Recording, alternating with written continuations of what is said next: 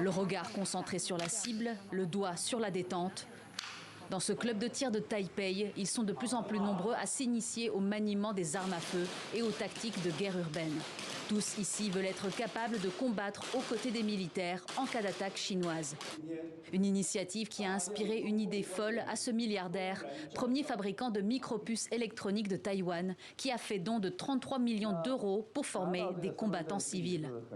En formant 3 millions de combattants pour la défense du territoire et 300 000 tireurs d'élite, et en développant d'autres projets similaires, nous pouvons aider mentalement et techniquement les jeunes Taïwanais à devenir une force puissante pour se défendre contre les communistes chinois et protéger Taïwan.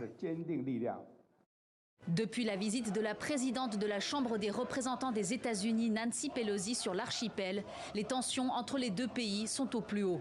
Au début du mois d'août, la Chine a lancé des exercices militaires sans précédent et envoyé pendant plus d'une semaine des navires de guerre, des missiles et des avions de chasse dans les eaux et le ciel de Taïwan.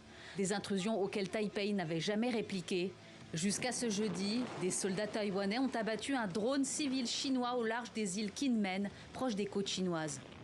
Une zone régulièrement survolée par Pékin ces 2 dernières semaines.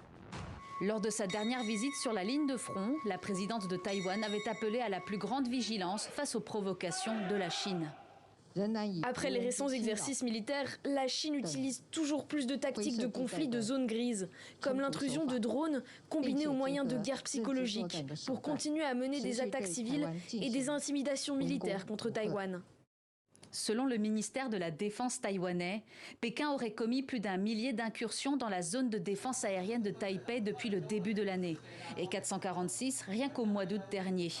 Face à ce nouveau record, Taipei a annoncé l'augmentation de son budget militaire à 19,2 milliards d'euros.